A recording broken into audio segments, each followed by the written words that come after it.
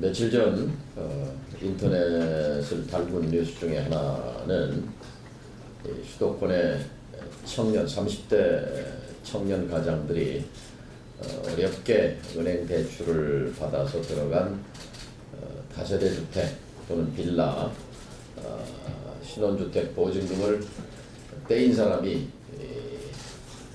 수백 명 피해자가 발생하고 또 떼인 금액이 1,000억대가 넘어가고 이런 뉴스가 보도된 적이 있습니다. 그 현장에서 어떻게 된 일인가를 여러분께 설명드리고자 합니다. 하나는 명명백백하게 정부의 정책 실패입니다. 그러니까 이 정권 초기에 밝혔던 주택이 돈이 아니라 집이다라는 그런 관점에서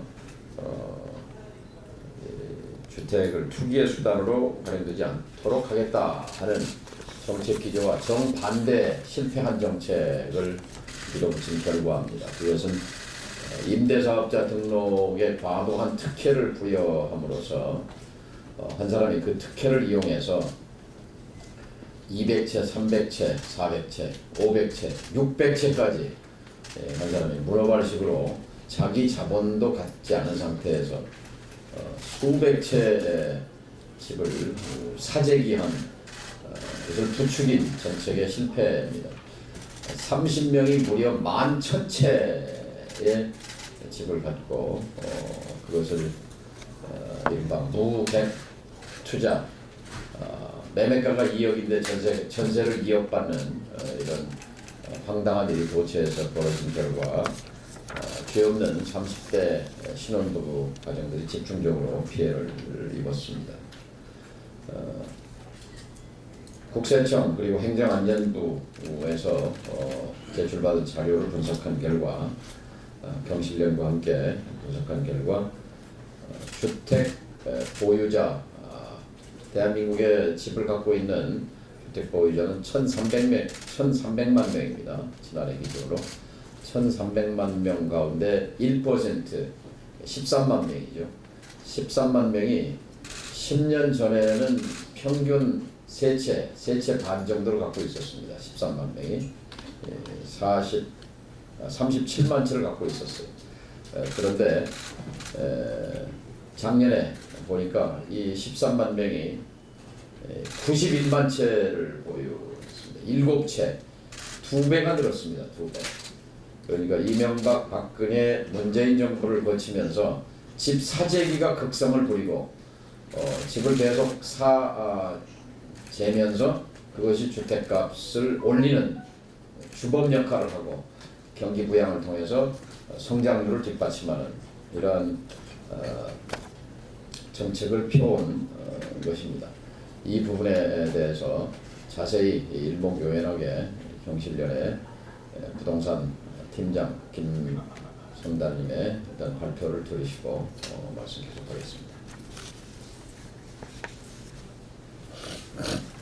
네, 앞서 말씀하신 것처럼 이번에 그 행자부와 국세청이 공개한 주택 백분위별 소유 현황을 분석한 결과입니다.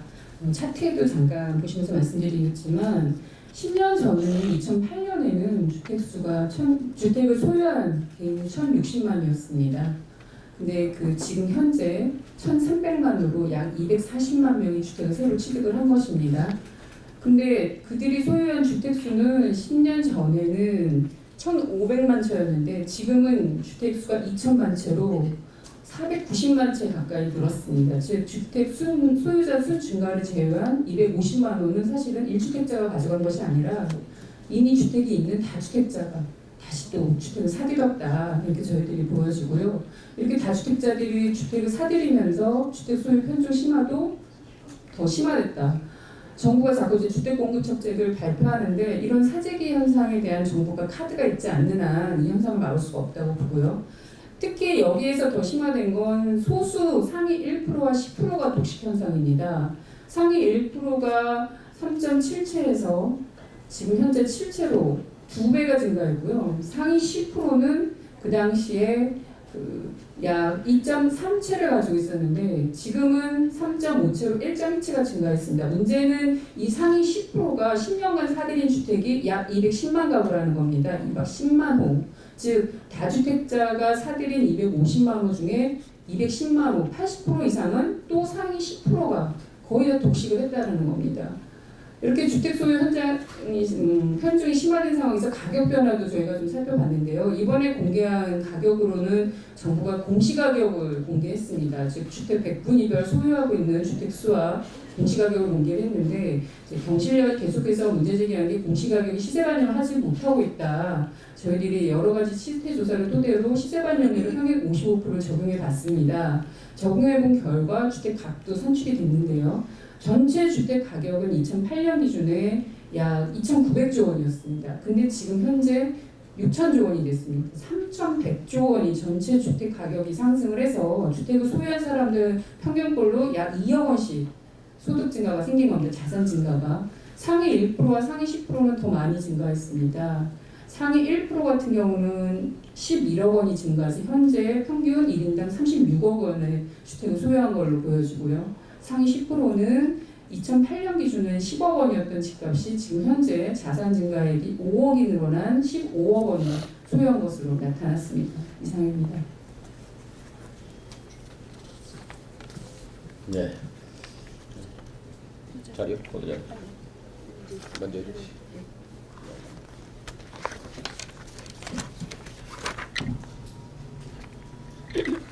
말씀 잘 들으셨습니까? 네, 저는 오늘 기자회견문을 낭독하도록 하겠습니다. 저는 민주평화당 원내대표 조배숙입니다. 불과 몇 해 전 우리는 그동안 이루지 못했던 그 경제 민주화를 화두로 치열한 논쟁을 거듭했습니다. 그러나 우리 사회의 정치 민주화는 약간의 진전은 있었지만 경제 민주화는 먼 이야기입니다. 분석 결과 부동산 투기로 인해 지난 10년 사이 부동산 자산 불평등은 더욱 심화되었습니다.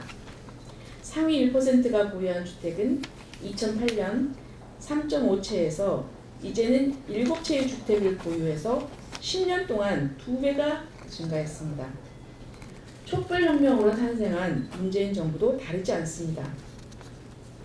지난 10년간 부동산을 보유한 사람과 보유하지 못한 사람, 1주택자와 다주택자 간 자산 불평등이 심화되었습니다. 촛불 시민들은 이러한 적폐를 문재인 정부가 해소해 주기를 기대하고 명령했습니다. 그러나 문재인 정부 출범 이후에 서울과 수도권의 집값은 오히려 더욱 상승했습니다. 서울은 평균 2억, 강남은 5억으로 사실상 폭등했습니다. 김현미 국토부 장관은 취임사에서 아파트는 돈이 아니라 집이다. 그리고 주택 가격의 폭등 원인은 공급 부족 때문이 아닌 투기 세력의 주택 사재기 현상 때문이다.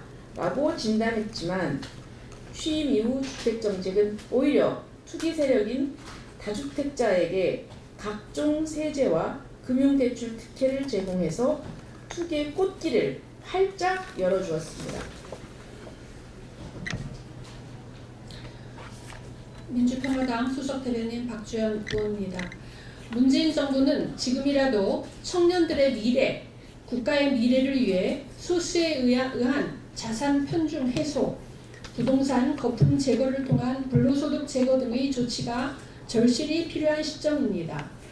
노동을 통한 근로소득보다 불로소득으로 인한 소득이 비교할 수 없을 정도의 사회는 지속될 수 없습니다. 땀의 대가보다는 투기를 원하는 사회, 땀 흘려 돈을 벌기보다는 요행과 거품을 원하는 사회는 우리는 결코 원하지 않습니다. 그러나 과거 정부는 물론이고 문재인 정부도 이러한 적폐를 해소하려 하고 있지 않습니다. 오히려 공급 부족 때문이라며 문재인 정부가 집값 안정을 이유로 3기 신도시 주택 30만 호 규모를 통해 주택 공급량을 늘린다고 합니다.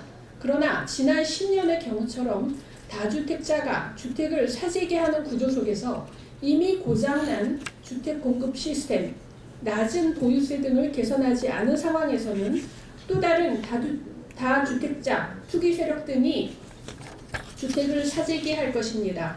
지난 참여정부 당시 2기 신도시 투기 붐을 결코 잊어서는 안 됩니다. 수백만 채의 주택을 공급했지만 여전히 대다수의 서민들은 주거 불안에 내몰려 있으며 청년층은 내 집 마련을 포기하고 있는 실정입니다. 더 이상 부동산 개혁을 미뤄서는 안 됩니다. 청년의 미래, 국가의 미래가 사라지고 있습니다. 정부의 부동산 정책 대전환을 촉구합니다.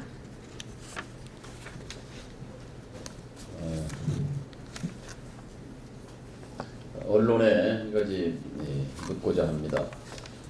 2년 반 전 촛불로 등장한 정부에 보냈던 기대, 좀 세상이 바뀌었으면 좋겠다 하는 열망이 있었습니다. 2년 반이 지났는데요. 세상은 바뀌었습니까?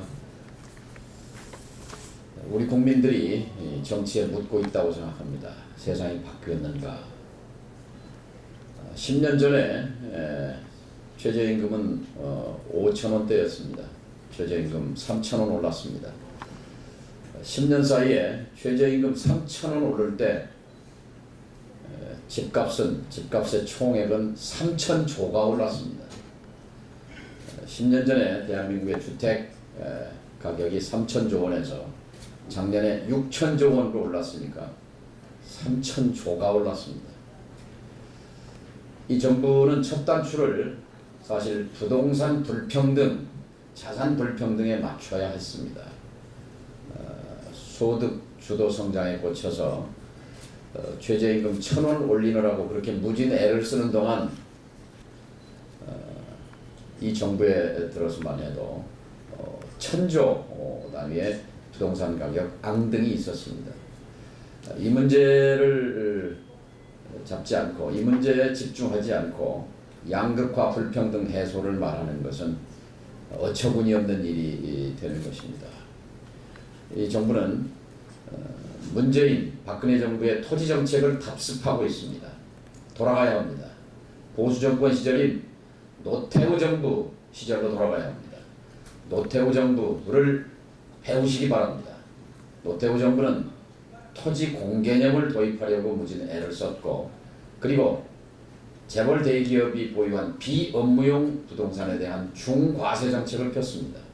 그래서 재벌 대기업들이 토지 보유에 대해 부담을 느끼고 토지를 매각한 대금으로 투자에 나서도록 물기를 잡았습니다. 이 정부가 얘기하는 혁신경제를 하기 위해서는 재벌 대기업이 사람에 투자하고 기술에 투자하고 R&D에 투자해야 합니다. 땅에 투자하는 것을 막아야 합니다. 이명박 박근혜 정부 10년 동안 대기업들이 보유한 땅에 업무용, 비업무용 구분이 사라져버렸습니다. 관료 집단과 교수, 학계, 전문가들 합작으로 이루어진 이 거대한 음모 속에 부동산 투기 조장은 상위 1%의 다주택 사재기, 그리고 재벌 대기업의 땅 사재기가 광풍처럼 휩쓸고 지나간 10년입니다. 이 진실을 보지 못하고 이 부동산 투기 경제에 몰려가는 한국 경제의 방향을 바꾸지 않고는 젊은이의 일자리 창출은 어렵습니다. 다시 한번 이 정부에 묻습니다. 도대체 세상을 바꿀 의지가 있습니까? 철학이 있습니까? 정책이 있습니까? 이제 한 달 반 뒤면 방한점을 돕니다. 방한점을 돌 때 다시 지난 2년 반을 되돌아보기 바랍니다. 세상은 과연 얼마나 바뀌었는지. 우리에게 중요한 것은 조국보다 불평등 완화와 해소입니다. 부동산 정책의 일대 전환을 촉구합니다. 감사합니다.